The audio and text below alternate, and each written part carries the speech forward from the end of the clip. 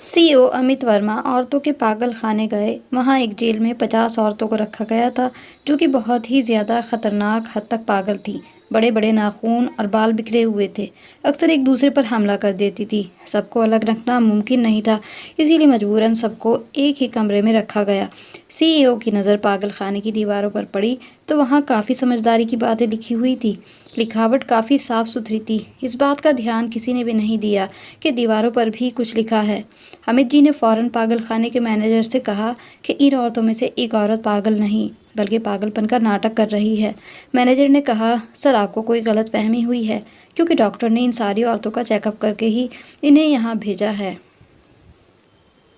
अमित जी ने पागल खाने के बावर्ची से कहा कि आज रात के खाने में नमक तेज़ डाल देना। रात 9 बजे जब सारी औरतों को रात का खाना दिया गया तो अमित वर्मा एक एनजीओ चला रहे थे और हमेशा सामाजिक कामों में बढ़ चढ़कर हिस्सा लेते थे। आज उन्होंने एक पागल खाने का विजिट करना था, जहां पागल औरतों को रखा गया था। अमित जी के लिए ये एक नई दुनिया थी। इससे पहले उन्होंने कभी किसी पागल औरत को नहीं देखा था। उन्हें ये देखकर अमित जी को डर सा लगने लगा था, क्योंकि वहाँ जेल में जो औरतें रखी गई थी उनका हाल ही कुछ ऐसा था। उनके बड़े बड़े नाखून और बाल चेहरे पर बिखरे हुए थे, जिन्हें देखकर ही डर लगता था, और वह एक दूसरे पर हमला भी कर देती थी, जिसकी वजह से उनके जिस्म और चेहरों पर जख्मों के निशान थे। अमित जी ने मैनेजर से यही सवाल किया कि क्या इन औरतों को एक दूसरे से अलग नहीं रख सकते, क्योंकि यह तो एक दूसरे से लड़ती ही रहती होंगी और इस तरह से तो एक दूसरे को ज़्यादा नुकसान भी पहुंचा सकती हैं। मैनेजर ने यही कहा कि सर, ये हमारी मजबूरी है। एक बड़े से हॉल में उन सबको रखा गया था। हर औरत को अलग कमरे में रखना हमारे लिए मुमकिन नहीं। ये एक दूसरे से लड़ती ज़रूर हैं, लेकिन कभी किसी ने एक दूसरे पर जानलेवा हमला नहीं किया। आज तक कभी भी यहाँ ऐसी कोई घटना नहीं हुई है कि किसी की जान गई हो। या लड़ती हैं तो हम इन्हें रस्सी से बांध देते हैं। उसके बाद जब इनका गुस्सा ठंडा हो जाता है, फिर ये खुद ही आराम से बैठ जाती हैं। अमित जी ने मैनेजर से बात कर ही रहे थे, अचानक उनकी नज़र उस कैद खाने की दीवारों पर पड़ी। वहाँ किसी ने अपने नाखूनों से दीवार पर खुरच कर कुछ लिखा था। लिखावट बहुत बारीक थी, लेकिन ध्यान करने पर उन्हें पढ़ा जा सकता था। दीवारों पर बड़ी ही समझदारी की बातें लिखी गई थी, जिसको पढ़कर अमित जी हैरान हो गए। उन्होंने मैनेजर से कहा कि मैनेजर साहब इन औरतों में से इन औरतों में से एक औरत ऐसी है जो कि बिल्कुल पागल नहीं, वह पागलपन का नाटक कर रही है। वह ऐसा क्यों कर रही है ये तो मैं नहीं कह सकता, लेकिन यह एक सच्चाई है जो मैं बता रहा हूँ। मैनेजर ने मुस्कुराकर कहा, सर आपको कोई गलत फहमी हुई है, क्योंकि ये सारी औरतें पहले ही मेंटल हॉस्पिटल में थीं। डॉक्टर के कहने पर ही इनको इधर पागल खाने भेजा गया है, इसीलिए ऐसा हो ही नहीं सकता कि यहाँ पर कोई नॉर्मल औरत हो। अमित जी अपनी बात पर डटे रहे। उन्होंने कहा, मेरी नज़र कभी धोखा नहीं खा सकती। मैं इस बात का दावा तो नहीं करता कि जो मैं कह रहा हूँ वही सच है, लेकिन कम से कम मैं इस बात का पता लगाना चाहता हूँ। मैं इस सच्चाई को जाने बगैर अब यहाँ से वापस नहीं जा सकता। मैनेजर ने कहा, पर सर इस बात का पता कैसे चल सकता है? अमित जी उनकी तरफ मुस्कुराए और फिर बावर्ची से कहा कि तुम खाना बहुत अच्छा बनाते हो, लेकिन आज तुम्हें एक काम करना होगा, अपने खाने का स्वाद ज़रा बिगाड़ देना। बावर्ची ने कहा, जी सर, मैं आपकी बात का मतलब नहीं समझा। अमित जी कहने लगे, आज रात का खाना जो उन पागल औरतों को दिया जाएगा उसमें नमक तेज़ डाल देना। यह सुनकर बावर्ची हैरान हुआ। कहने लगा, मैं आपकी बात का मतलब नहीं समझा। इस पर अमित जी ने कहा, जैसा मैं कह रहा हूँ बस तुम वैसा ही करो। बावर्ची ने अमित जी के कहने पर खाने में नमक तेज़ डाल दिया, और फिर जब उन औरतों को खाना दिया गया तो अमित जी कैद खाने के बाहर औरतों को बड़ी ही ध्यान से देखने लगे। मैनेजर और बाकी लोग हैरान थे कि अमित जी करना क्या चाह रहे हैं, लेकिन उनकी रुचि भी इस मामले में काफ़ी बढ़ गई थी। अमित जी एक एक औरत को बड़े ध्यान से देख रहे थे। सारी औरतें भूखी थी, खाना खाने में बिजी थी। फिर उनमें से एक औरत की तरफ इशारा करते हुए अमित जी ने एक फीमेल गार्ड से कहा कि उस औरत को बाहर निकालो। अगर अकेले काम नहीं कर सकती तो बाकी गार्ड को भी अपने साथ मिला लो। 3 फीमेल गार्ड्स पागल खाने के अंदर गईं और उस औरत को पकड़ना चाहा, लेकिन उस पागल औरत की आंखों में जैसे खून उतर आया हो। उसकी आंखें लाल थीं और वह किसी भी गार्ड को अपने पास नहीं आने दे रही थी। फिर उसको ज़बरदस्ती घसीटकर उसको बाहर लाया गया।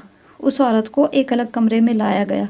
अमित जी वहाँ गए तो उस औरत से पूछा कि तुम्हारा नाम क्या है, लेकिन वह चुप रही और चारों तरफ कमरे में नज़र घुमाने लगी, जैसे कि किसी चीज़ को ढूंढ रही हो। कोई ऐसी चीज़ जिससे वह अमित जी पर हमला कर सके। अमित जी ने उस औरत से कहा, बहन, मैं ये जान चुका हूँ कि तुम पागल नहीं, लेकिन ये मैं नहीं जानता कि तुम इधर क्यों हो। मुझे सच्चाई बताओ, हो सकता है मैं तुम्हारी कुछ मदद कर सकूं। मुझे अपना बड़ा भाई समझो, मैं किसी हाल तुम्हें नुकसान नहीं पहुंचाऊंगा। अमित जी, इस बात पर भी औरत ने कोई रेस्पॉन्स नहीं दिया। वैसे दिखावा कर रही थी कि वह कोई बात नहीं सुन रही। लगभग 15 से 20 मिनट तक अमित जी ने कई तरीकों से उस औरत से बात करने की कोशिश की, लेकिन उसने सारी बातें अनसुनी कर दी। वह अपनी कुर्सी से उठे और वापस जाने लगे। जब दरवाजे तक पहुंचे तो मुड़कर एक बार उस औरत की तरफ देखा और कहा, मैं यहाँ से चला जाऊँगा और शायद फिर वापस ना आऊँ। सारी ज़िंदगी इन पागल औरतों के बीच तुम्हें जीना होगा। ये बहुत ही तकलीफ़ देने वाला काम है जो तुम कर रही हो। वह जैसे ही दरवाजे से बाहर निकले तो औरत ज़ोर ज़ोर से रोने लगी। मैनेजर हैरान था। अमित जी से कहा, सर, इससे पहले कभी इस औरत को रोते हुए नहीं देखा। आपने कैसे जाना कि यह औरत पागल नहीं? अमित जी ने बताया, जब औरतें खाना खाने में लगी थी, खाने में नमक बहुत तेज़ था। जब कोई पागल इंसान तेज़ नमक या कड़वी चीज़ खाएगा तो उसे कोई फ़र्क नहीं पड़ता, लेकिन एक नॉर्मल इंसान अगर तेज़ नमक या कड़वी चीज़ खाता है तो उसे इस बात का अंदाज़ा लगाया जा सकता है कि ये जो कुछ खा रहा है ये ज़बरदस्ती खा रहा है, इसे ये खाना बिल्कुल पसंद नहीं। यह औरत ज़बरदस्ती खाना खा रही थी और अपने चेहरे के भाव छुपाने की कोशिश कर रही थी। आज ये काफ़ी समय बाद रोई है तो इसे दिल का बोझ हल्का कर लेने दो। आधे घंटे तक वह रोती रही। उसके बाद दोबारा अमित जी कमरे में वापस आए और उससे पूछा कि अपने आप पर जुल्म क्यों कर रही हो? यह कैसी सज़ा है जो खुद को दे रही हो? उसने कहा, मेरा नाम शक्ति है। यह सज़ा जो मैंने अपने लिए चुनी है, मेरे गुनाह के सामने शायद ये भी कम है। आज से 6 साल पहले मेरी शादी हो रही थी। बस बारात का इंतज़ार था। एक ऐसे इंसान से मेरी शादी होने जा रही थी जो मुझे बहुत पसंद था। मैंने उसे सपनों में सजाया था। उसका नाम मिहिर था। जब मुझे उसकी फ़ोटो दिखाई गई तो मैं बहुत खुश थी, लेकिन एक बात मैं उसके बारे में नहीं जानती थी कि क्या वह भी मुझे पसंद करता है या सिर्फ अपने माँ बाप के कहने पर यह शादी कर रहा है। मेरे हाथों पर लगी मेहंदी का रंग बहुत तेज़ था। जो भी मेरे हाथों को देखता यही कहता, तुम्हारा पति तुमसे बहुत प्यार करेगा, और उनकी यह बातें सुनकर मैं भी बहुत खुश हो जाती थी। मेरी परेशानी उस समय बढ़ गई थी जब बारात आने में काफ़ी देर हो रही थी, और यह परेशानी मेरे अलावा मेरे माता पिता के चेहरे पर भी थी। मेरे माता पिता बार बार मेरे होने वाले सास ससुर को फ़ोन कर रहे थे, लेकिन वह लोग फ़ोन भी नहीं उठा रहे थे। फिर पिताजी ने मेरे बड़े भाई को भेजा कि जाकर पता करो आखिर क्या परेशानी है जिसकी वजह से वह देर कर रहे हैं। भाई को वहां जाकर पता चला कि मिहिर तो घर से चला गया है। पता नहीं वह कहाँ चला गया। जैसे ही आएगा हम बारात लेकर आ जाएंगे। भाई उनकी बात सुनकर हैरान हुआ कि जिस लड़के की आज शादी थी वह भला कहाँ जा सकता है। उस पर मेरी सास कहने लगी कि नहीं, वह वापस आ जाएगा, मुझे यकीन है, आप तसल्ली रखिए और थोड़ा सा इंतज़ार कर लीजिए। इस पर मिहिर के छोटे भाई ने अपनी माँ से कहा, क्यों झूठ बोल रही हो? क्यों उन बेचारों को इंतज़ार करवा रही हो? सच्चाई तो ये है कि वह ये शादी नहीं करना चाहता था। आप उसकी शादी ज़बरदस्ती करा रही थी, जिसकी वजह से वह घर से भाग गया और अब वापस नहीं आएगा। मिहिर की माँ उसे घूर रही थी और उसे चुपचाप करवाने की कोशिश कर रही थी, लेकिन मेरा भाई सब समझ चुका था। वह उदास चेहरा लिए वापस आया और पिताजी को सब बताया। पिताजी के तो पैरों तले ज़मीन ही निकल गई। उनकी आंखों के सामने अंधेरा छाने लगा। शादी हॉल में मौजूद लोग एक दूसरे से कानों में बातें करने लगे। कोई दूल्हे को बुरा कह रहा था, कोई मुझे बदकिस्मत कह रहा था। जितने मुँह उतनी बातें, लेकिन मैं लोगों की बातों पर ध्यान नहीं दे रही थी। मुझे तो अब अपने पिता की चिंता होने लगी थी, क्योंकि उनकी तबीयत ख़राब हो रही थी। मेरे पिता को मैं संभालने लगी। जिनको शादी में दावत दी गई थी कुछ लोग वहां से जाने लगे, लेकिन करीबी दोस्त और रिश्तेदार वहीं पिता और भाई को तसल्ली देने लगे और वहां से नहीं गए।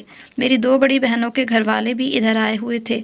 मेरी बहन की ससुराल वाले तो यहाँ तक कह रहे थे कि जिस लड़की की बारात ना आए ये कोई अच्छा शगुन नहीं होता, यह लड़की मनहूस है।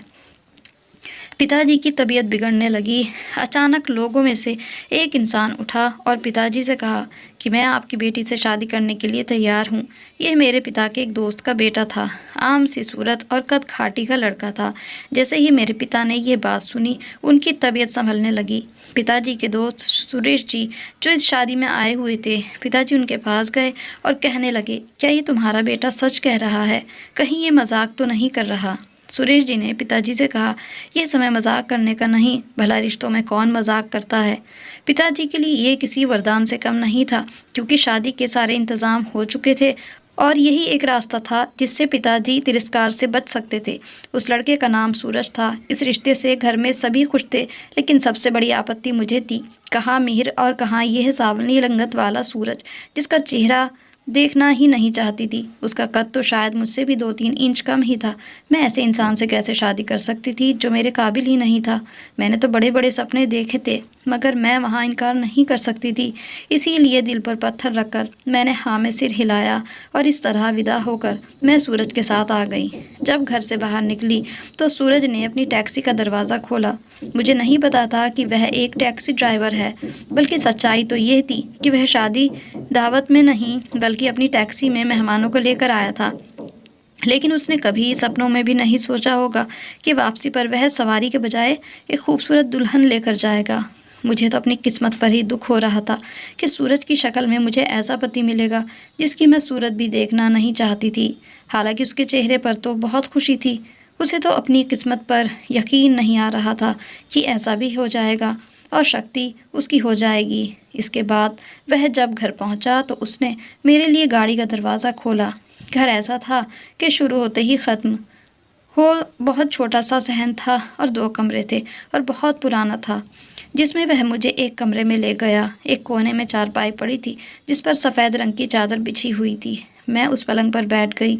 यह एक छोटा सा कमरा था। मैं अपनी किस्मत पर शोकाकुल हो रही थी। अभी थोड़ी देर पहले ही सब कुछ ठीक था। आंखों में बड़े बड़े सपने सजाए हुए और मेरी बहनें मुझसे यही कह रही थी कि शक्ति की किस्मत कितनी अच्छी है, हम दोनों से अच्छा घर मिलने वाला है, लेकिन हस्बैंड भी काफ़ी हैंडसम है। लेकिन अचानक सब कुछ बदल गया, इतनी जल्दी कि मुझे संभलने का मौका तक न मिला। पिताजी की परेशानी को देखते हुए मैं इस रिश्ते के लिए हाँ कर चुकी थी, क्योंकि मौका ही कुछ ऐसा था, वरना मैं कभी भी इसके लिए तैयार ना होती। सूरज थोड़ी ही देर में मेरे लिए एक स्टील के गिलास में पानी लेकर आया। मैं इस किस्म की लड़की थी कि कभी स्टील के गिलास में पानी तक नहीं पिया, हमेशा कांच के गिलास में पानी पीती थी। मैं अपनी बहनों में सबसे छोटी थी, घर की लाडली थी, बहनों से खूबसूरत भी बहुत थी, इसीलिए मेरे नखरे भी बहुत ज़्यादा थे। ज़िंदगी में कभी बर्तन नहीं धोए थे ताकि मेरे हाथ ख़राब ना हो जाएं, और रोटियां भी नहीं बनाती थी कि रंगत काली ना हो जाए या मेरे चेहरे पर दाग ना आ जाएं। मैंने उसके हाथ से गिलास लिया, 2 घूंट पानी पिया और फिर उसे वापस कर दिया। वह मेरे सामने आकर बैठ गया और फिर मुझसे कहने लगा, आपके साथ बहुत बुरा हुआ। मैंने दिल में यही सोचा कि हाँ, मेरे साथ बहुत बुरा हुआ, क्योंकि मेरे माता पिता ने मुझे आप जैसे इंसान को जो सौंप दिया। कम से कम मेरे पिता एक बार देख तो लेते कि मैं अपनी खूबसूरत बेटी आखिर दे किसको रहा हूँ। अगर मिहिर भाग गया था तो उसका ये मतलब नहीं कि फ़ौरन किसी के साथ बेटी को ब्याह दिया जाए। मैं कुंवारी तो ना बैठी रहती, किसी न किसी और लड़के से शादी हो ही जाती, लेकिन कम से कम सूरज तो मेरी किस्मत में ना आता। खैर, मैंने भी सोच रखा था कि कुछ समय इसके साथ रहूँगी, फिर तलाक लेकर अपने घर चली जाऊँगी, क्योंकि उसके साथ रहना मेरे लिए संभव नहीं था। यह मार्च का महीना था, ज़्यादा गर्मी भी नहीं थी, ना ही सर्दी। वह बाहर सहन में सो गया और मैं अकेले कमरे में सो रही थी जब सुबह सवेरे मुझे जगाया। उससे पहले कभी भी मैं सुबह सवेरे नहीं उठी थी, लेकिन उसके कहने पर मैं उठी। मैं मन ही मन सोच रही थी कि यह सब मेरे साथ क्या हो गया, किस गुनाह की इतनी बड़ी सज़ा मिली कि मेरे हिस्से में यह इंसान आया जिसको मैं बिल्कुल भी पसंद नहीं करती। जाने से पहले उसने मुझसे कहा कि फ्रिज में सारा सामान रखा है, जो चाहे बना लेना। उसके बाद वह अपनी टैक्सी लेकर चला गया। शाम को वह वापस आया तो एक शॉपर में कुछ कपड़े थे। उसने कहा, मैं ये कुछ रेडीमेड सूट लाया हूँ, उम्मीद है तुम्हें पसंद आएंगे। मैंने उसकी बात का कोई जवाब नहीं दिया। कपड़ों का शॉपर उससे लिया। उसके बाद मैंने कपड़े बदले। इसी तरह 1 महीना गुजर गया। एक दिन मैंने उसे साफ कहा कि देखिए, आप नाराज़ मत हों, लेकिन मैं आपके से किसी तरह का कोई रिश्ता नहीं रख सकती। वह कहने लगा, मैं समझता हूँ, लेकिन अब तो शादी में काफ़ी दिन गुजर चुके हैं। मैंने कहा, चाहे जो भी हो, लेकिन आप मुझे अपनी ज़िंदगी से आज़ाद कर दो। वह कहने लगा, ये आप कैसी बातें कर रही हैं? मैं इतनी भीड़ में आपको छोड़ने के लिए तो नहीं उठा था। आपको अपनाने के लिए ही मैंने अपना इरादा बनाया था। मैं उससे कहने लगी, लेकिन मैं आपको पसंद नहीं करती। आप मेरी भावनाओं को समझिए। यह सुनकर वह चुप हो गया और कमरे से बाहर चला गया। अगले दिन मैं छत पर चाय पीने में लगी थी कि मैंने देखा पड़ोस की छत पर एक लड़का टहल रहा था।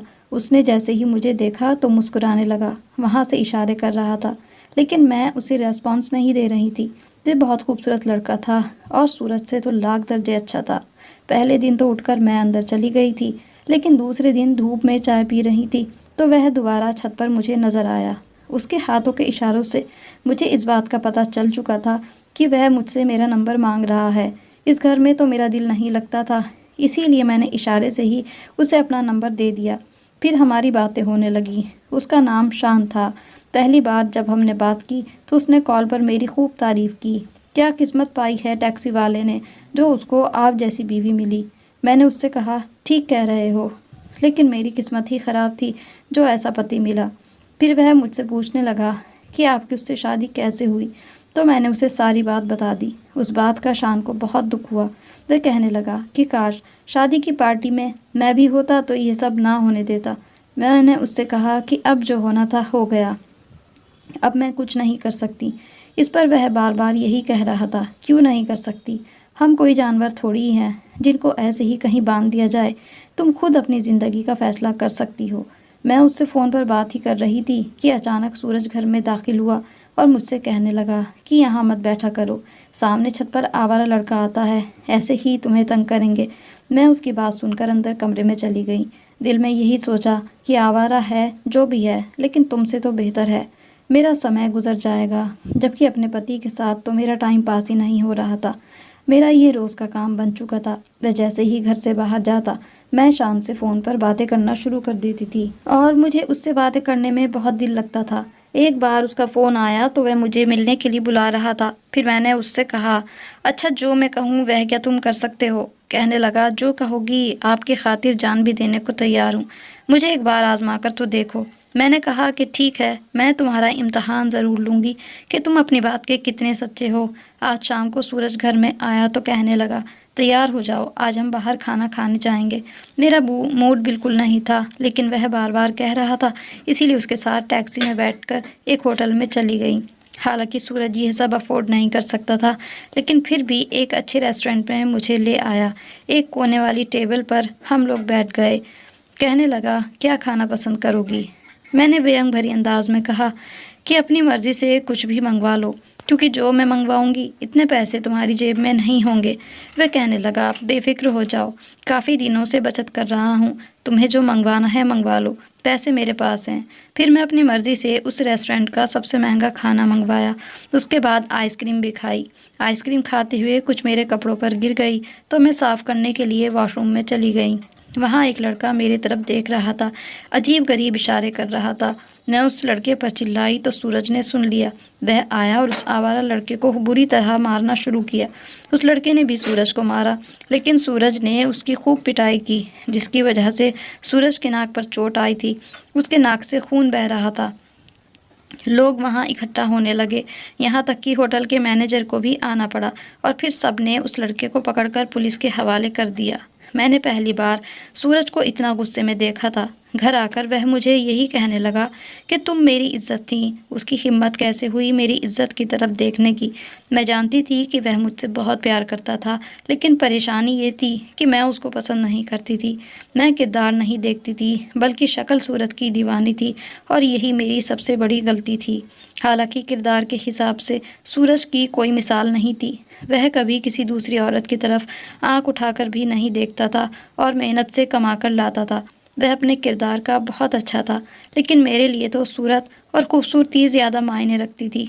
शान का फ़ोन आया तो मैंने उससे यही कहा कि तुमने जो दावा किया है तो अब मैं तुम्हें आजमाऊंगी। मैं इस इंसान से छुटकारा पाना चाहती हूँ।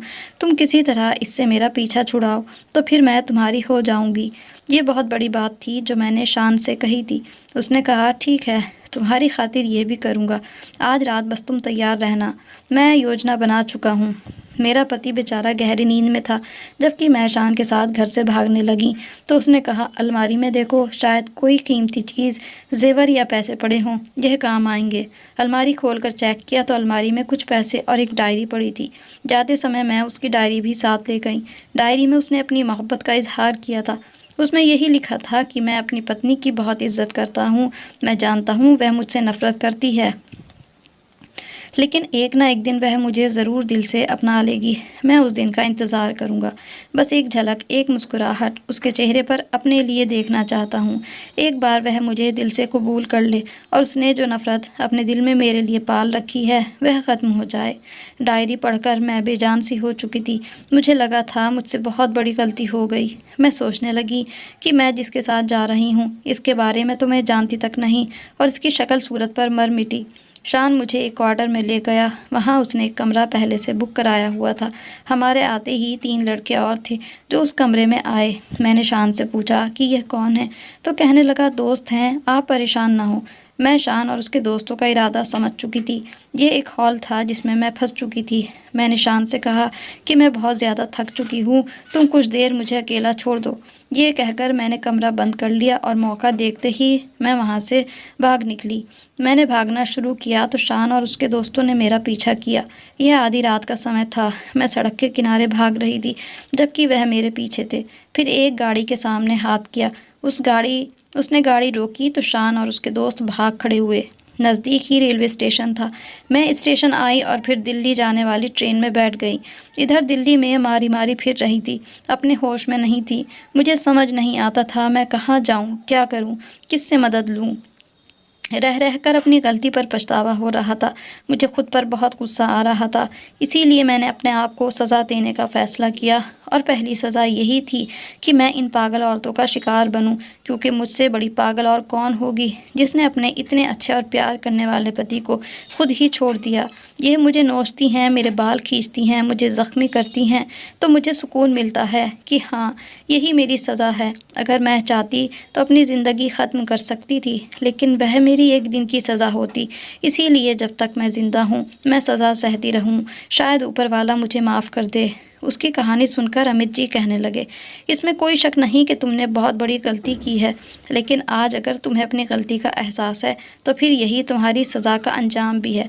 इसके बाद अमित साहब वहाँ से चले गए। एक हफ्ते के बाद मैनेजर ने शक्ति को अपने कैबिन में बुलाया। धीरे धीरे कदमों से चलती हुई शक्ति जब केबिन में पहुंची तो उसकी आंखें खुली की खुली रह गईं। सामने अमित जी के साथ उसका पति सूरज बैठा हुआ था। शक्ति ने एकदम से वहां से भागना चाहा। वह सूरज का सामना नहीं कर सकती थी, लेकिन तभी उसको पीछे से किसी ने पकड़ लिया। वह सूरज ही था। सूरज ने कहा, मुझे सब पता चल गया है। शक्ति उसके पैरों में गिर गई और उससे रो रो कर माफ़िया मांगने लगी कि मुझसे बहुत बड़ी भूल हो गई थी। मैं अकल की अंधी जो सिर्फ शक्ल सूरत पर ही मरती आई, लेकिन आज मुझे इज्जत प्यार दोनों का ही महत्व समझ में आ गया है। जब अपनी बात पूरी भी नहीं कर सकी थी, सूरज ने उसको चुप होने का इशारा किया और उसे वापस अपने घर ले गया। 5 साल में शक्ति ने बहुत कुछ सहा था। अब उसकी सज़ा पूरी हो चुकी थी और खुशियों की ज़िंदगी की शुरुआत हो चुकी थी। वह खुशी खुशी सूरज के साथ पत्नी बनकर रहने लगी। तो कहानी अगर अच्छी लगी हो तो इसको लाइक और शेयर ज़रूर कर दीजिए। मेरे चैनल को सब्सक्राइब भी करना ना भूलें, और साथ में हमें इस कहानी के बारे में कमेंट भी ज़रूर किया करें। तो अच्छी अच्छी कहानियों के साथ फिर पेश होंगे। तब तक के लिए goodbye and thanks for watching.